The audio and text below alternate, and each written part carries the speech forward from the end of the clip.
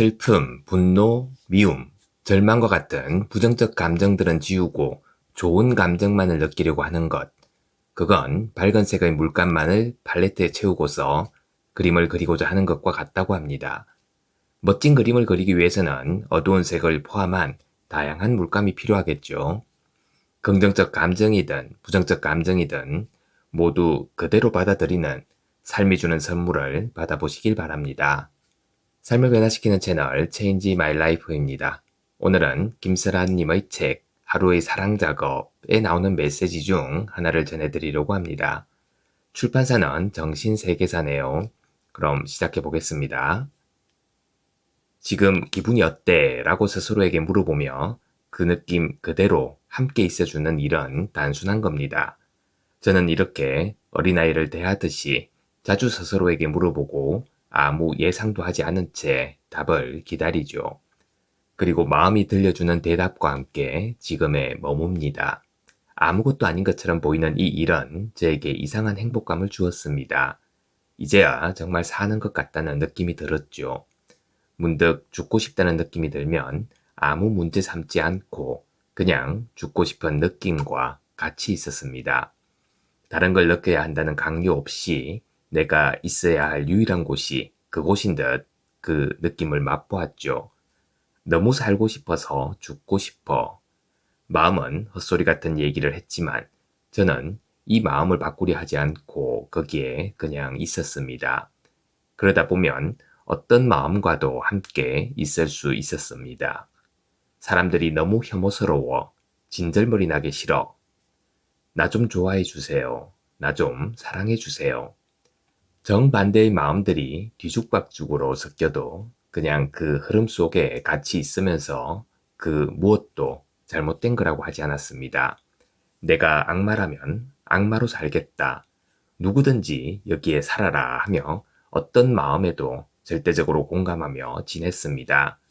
그렇게 지금을 살기 시작한 첫 2년 동안 많은 변화가 일어났습니다. 변화를 기대한 게 아니었는데도 말이죠. 우선 어깨가 가벼워졌습니다.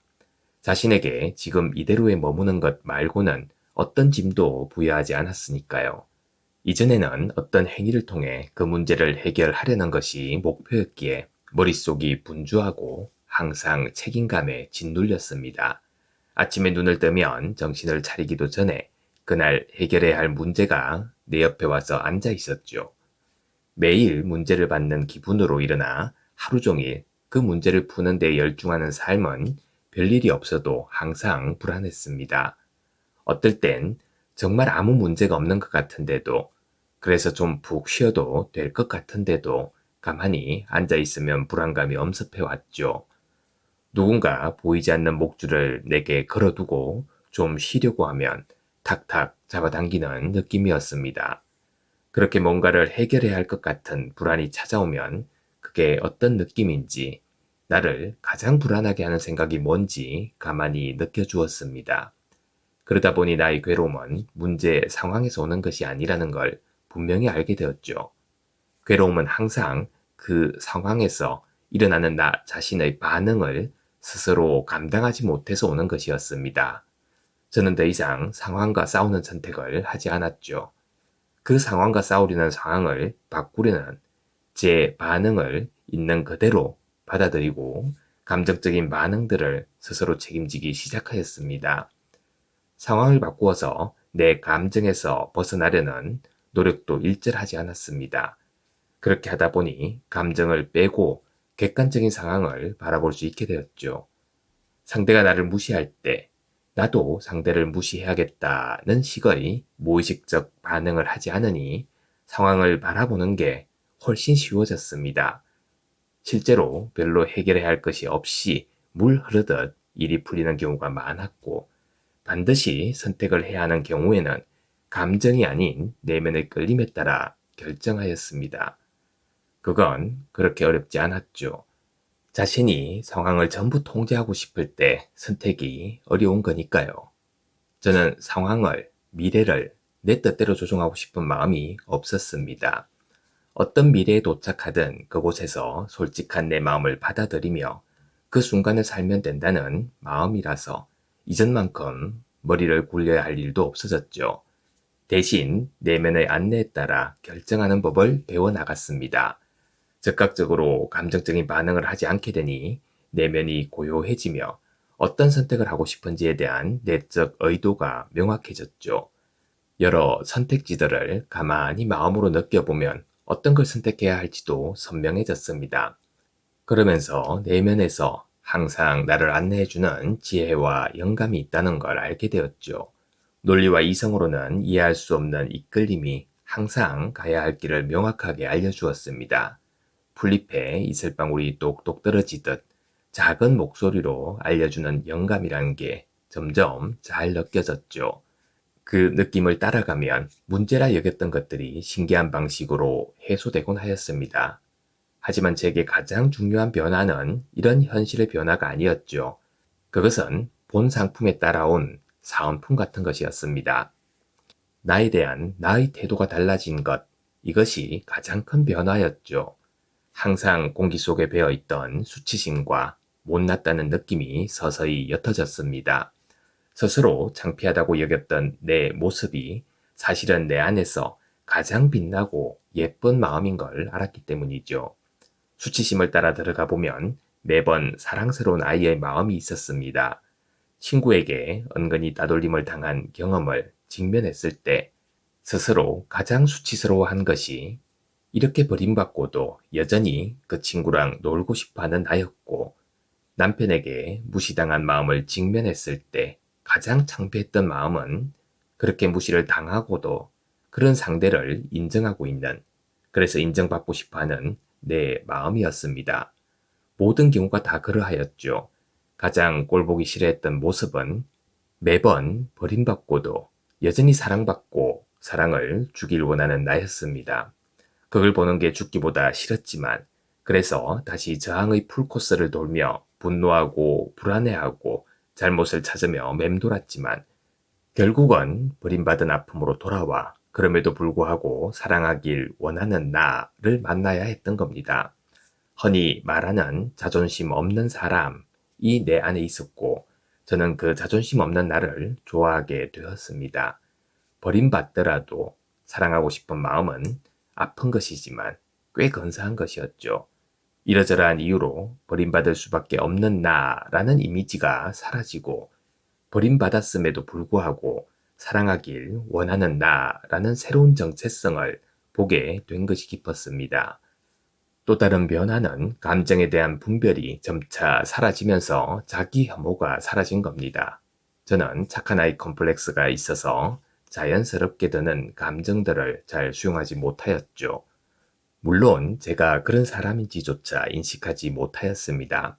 누구를 미워한다거나 해야 할 일이 하기 싫거나 밑도 끝도 없이 짜증이 올라오는 순간에 저는 그런 부정적인 감정들을 어찌 대할지 모르고 자기에게 실망하며 스스로를 비난하기 일쑤였죠. 좋다고 판단한 감정을 제외한 대부분의 감정에는 자기 비난의 태도가 붙어 있었습니다. 아, 저 사람 싫어 라고 느끼는 순간 그렇게 느끼는 내가 더 싫어 라고 나를 비난하며 감정을 받아주지 않는 것이죠.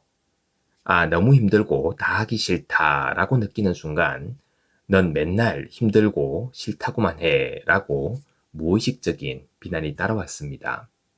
부정적인 감정을 느꼈다는 것만으로 저는 늘 스스로에게 비난받고 있었던 겁니다.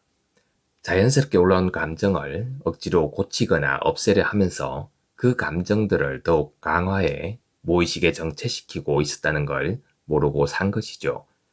하지만 모든 감정을 동등하게 차별 없이 수용하기 시작하면서 겉보기에 부정적으로 보이던 감정들이 사실은 내면에 가시처럼 박혀있는 진실이 아닌 생각들이 보내는 구조 신호임을 알아가기 시작하였습니다. 불편한 감정들은 모두 나를 거짓 관념으로부터 자유롭게 해주려고 내면에서 보내는 신호였던 겁니다. 올라오는 마음들을 조건 없이 수용하니 나를 비난하는 마음은 서서히 사라졌죠. 때로는 스스로를 비난하는 마음마저 칭얼대는 아기의 마음으로 바라보며 받아주었습니다. 놀랍게도 거대한 괴물처럼 보이던 마음들은 수용되기 시작하면서 전부 아기의 모습으로 돌아갔죠. 그 마음들은 모두 자기 얘기를 들어주길 바라는 악이었을 뿐이었습니다. 이 과정에서 저는 마음의 세계가 어떻게 생겼는지를 보게 되었습니다. 슬픔, 절망, 미움, 복수심, 무능함, 상실감, 결핍감, 추함과 같이 내 삶에 들이기 싫어 애쓰던 많은 감정이 사실은 이 세계를 살아가는 데 있어 절대 피할 수 없는 필수 요소임을 알게 되었습니다. 이런 마음들을 제거하고 오직 밝고 아름다운 것들만 체험하려는 에고의 계획은 마음의 세계가 어떻게 생겼는지를 뿌리부터 오해한 데서 나온 헛된 바람이었습니다. 마음의 이원성을 인정하고 넘어서면서 부정적이라고 판단했던 체험들에 대한 저항이 점차 사라졌죠. 결과적으로 한 쌍의 마음 전부를 저항 없이 받아들이게 되자 버림받음의 아픔이 생생해지는 만큼 사랑을 주고받는 순간의 기쁨도 생생해졌습니다. 모든 감정은 팔레트를 가득 채운 색깔처럼 선명한 자기만의 빛깔로 제 안에서 살아 숨쉬기 시작했습니다. 감정을 수용하면 거기서 벗어나게 되고 수용된 감정은 물감처럼 삶의 매 순간을 표현할 수 있는 도구가 되어준다는 걸 배웠죠. 매 순간을 받아들이는 사랑 작업은 성장이고 변화였습니다. 많은 사람이 받아들임을 수동적인 체념으로 오해하지만 받아들임은 제가 살면서 시도했던 어떤 적극적인 행위보다도 빠르게 제 삶을 바꾸었습니다. 제 안에 뿌리 내린 거짓들이 제거되고 계속해서 더욱 온전한 저를 보게 만든 것이 받아들임이었죠. 지금도 저는 삶의 매 순간 느낌을 살피고 불편한 느낌이 들면 외부를 바꾸려 시도하기 전에 그 느낌을 일으키는 내면을 바라봅니다. 아픔을 바라보는 것이 쉬운 일은 아니지만 아픈 만큼 반드시 성장이 따라오는 이 과정을 즐길 수 있다면, 온전한 자기를 만나는 기쁨이 무엇보다 우선이 된다면 사랑 작업을 하며 사는 삶은 매일매일이 더없이 소중한 기회가 된다는 것을 얘기하고 싶습니다. 감사합니다. 오늘도 평온하시고 행복하세요. 구독과 좋아요 부탁드립니다.